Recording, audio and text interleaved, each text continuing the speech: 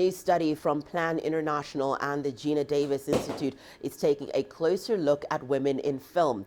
The study analyzed the 50 top grossing films of 2018 in 20 different countries and found that women were less likely to be portrayed in leadership positions. It also found that women were 4 times more likely than men to appear nude. According to the study, when women were portrayed in leadership positions, they were also more likely to be sexually objectified. Well, joining us for more on this story, we're joined by Evelyn Wambui.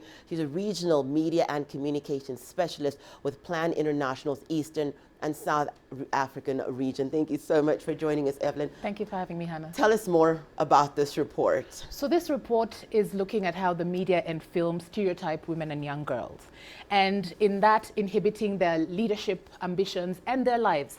So it's a report that's looking at why this is taking place, because essentially, one, there are no female directors who maybe lead films in the.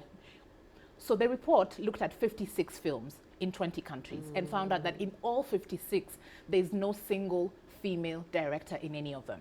There's only one female producer in maybe 3 movies, and there's at least one writer. So the voice of the women, the voice of the young girls is never heard.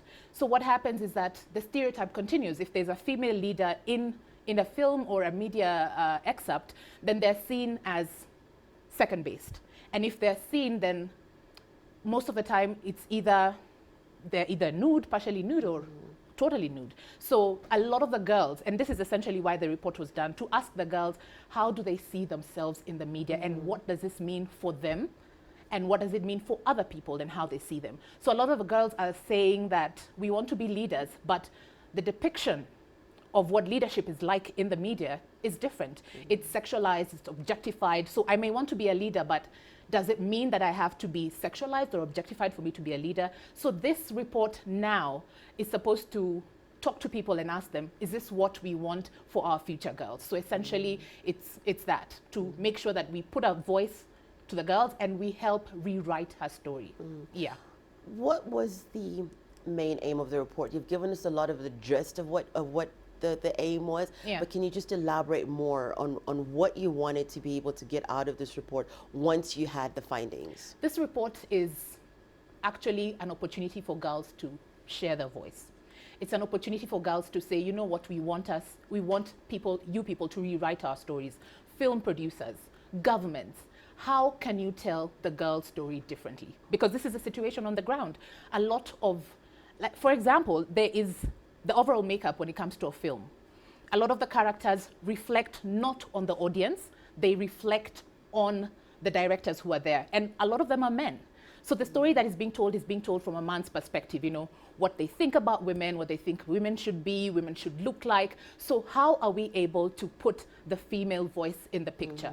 We have to do that by allowing female producers to sit in, female directors to direct, so that their voice is out there, so that women are seen as something more than just objects, you know, sexual, fantasy. They're seen as more, as diverse, because women are very diverse in thinking, they're diverse in ways that they work. So why are we boxing them in one thing? So essentially, this report is a voice to the society, actually. And you know, this just cannot start from the film and the media. It has to start from the grassroots level. We need to sort of rearrange our cultural thinking, shift our thoughts and our perspectives on women, so that we're able to change the narrative now for the sake of the young girls. Because a lot of the report talked to girls, about 10,000 girls in 19 countries, and asked them, what would you want to be changed? And this is the voice of girls saying, you know what, represent us better. Let us have role models who we can be able to look up to and say, you know what, I want to grow up and be like that.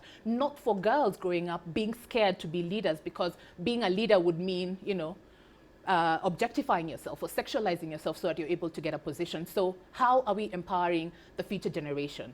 And how is the current generation fighting? We also want the women who are there, because truth be told, a lot of positive strides have been made. It's the film and the media industry is not the same. Women are having positions, but it's just the exception, it's not the norm. So we want this conversation to get to a point where it's now the norm, it's not an exception, and women and young girls will feel like if they get into the media or the film industry, they'll not be victimized, they will not be discriminated, their voices will be heard, and their opinions will be placed at the table, so that the younger generation watching would be like, you know what, I want to grow up and be like Hannah. So, Thank you so much for joining us, Evelyn. That was a great insight, and it's good to know what prompted this, where did it come from, where are we going with it. So thank you so much for giving us that. Thank you very much for having me.